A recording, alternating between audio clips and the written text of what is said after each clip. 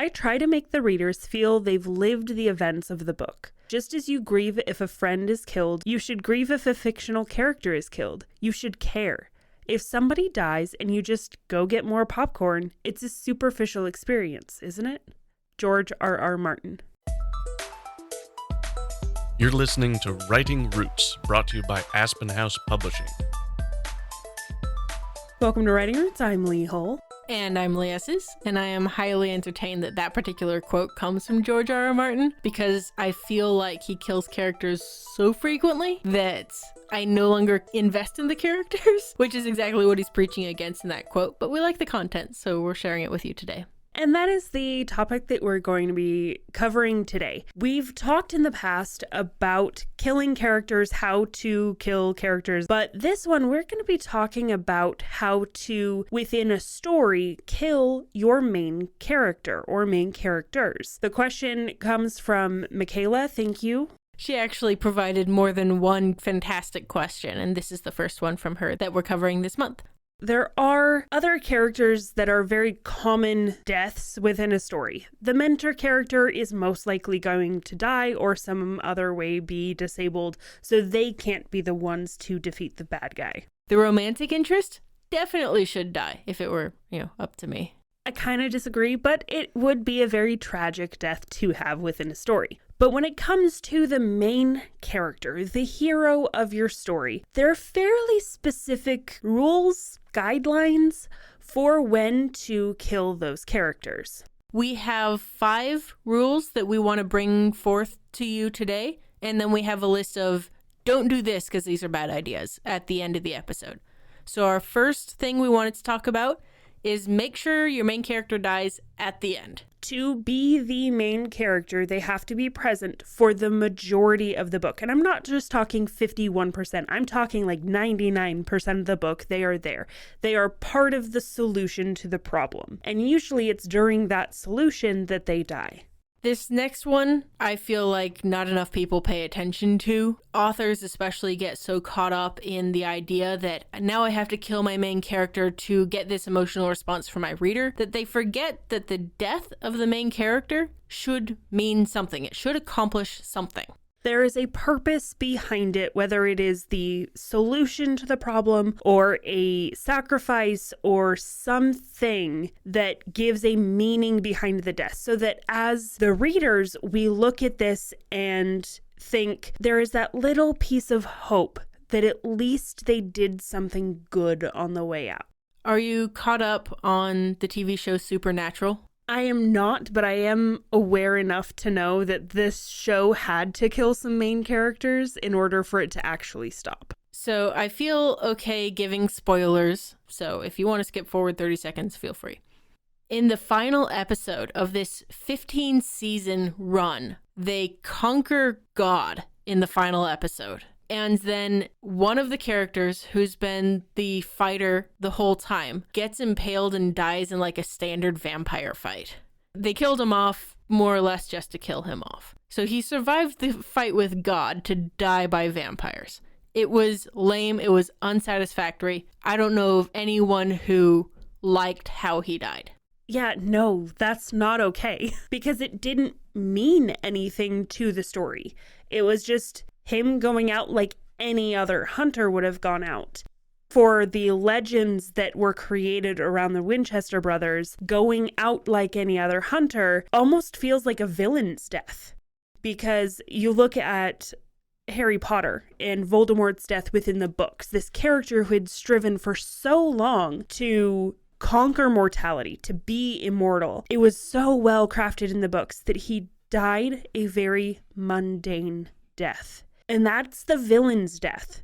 A death like anybody else, especially if they have those immortality pursuits. But somebody like Dean Winchester needs to go out in a glorious fashion. Along the same note of making sure that the death means something, especially if your main character is choosing the death, make sure it's the only option the main character has. This is the issue that I see most often with especially new and aspiring authors who are killing the main character to be dramatic at the finale. If it's a choice by the character, it has to be the only choice to defeat the villain. The third thing, kind of the third rule or guideline, is that the character should be missing out on something bigger. They should have some form of uncompleted arc or unfulfilled wish that makes that death just a little more poignant. On the flip side to that, it doesn't necessarily have to be their own unfulfilled wish, but they are dying so that someone else can live. They're dying in someone else's stead. So they are missing out on spending a life with their true love, because if they survive, then the true love would die. Them missing out on that makes the death emotional. Next is that you want to make sure the payoff is something the readers can live with. Just like the death needs to mean something, there needs to be some sort of meaning for the reader, because your reader is getting emotionally invested in this character. To feel like that character died in vain or died for no purpose is like a betrayal. I've mentioned at the beginning of this episode and during several others, I don't like how George R.R. Martin kills so many of his characters because I don't want to emotionally invest in the characters. So if you do it too much, you go too far, then the character's death is more or less in vain. And the final rule we want you to keep in mind as you're killing your main character is make sure the rest of your other characters react. This not only gives your readers someone to emotionally align themselves with, and therefore they will feel the impact of the death more, but it actually avoids a pitfall that can come especially in the spec-fic world, and that's reviving. Having those other characters react to the death and taking your time in writing the post-death moments will help your readers believe that the character is dead. And definitely wrapping it up in a way that fulfills that knowledge of this character is dead for good. Now, we've talked about things that you should do when killing a main character. There are some major obstacles to also avoid. It is entirely too easy to kill a main character and have it mean nothing.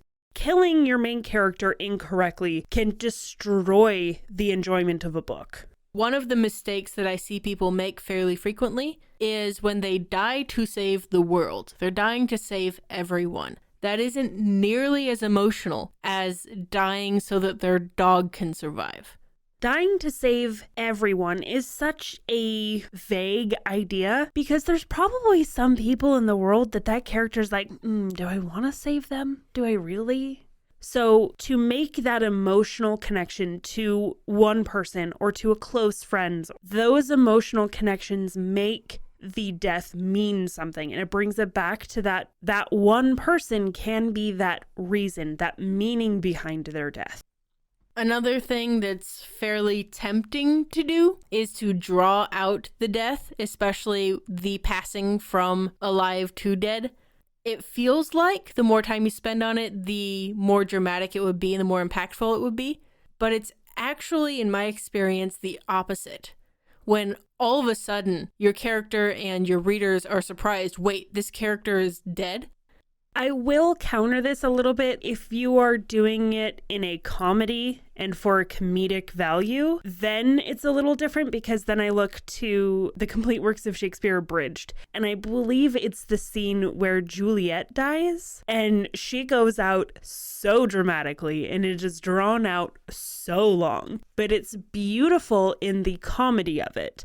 So if you do this kind of thing where you do draw out that death and it becomes this big dramatic thing, be warned that you're bordering something that actually a lot of readers will view as comedic rather than dramatic.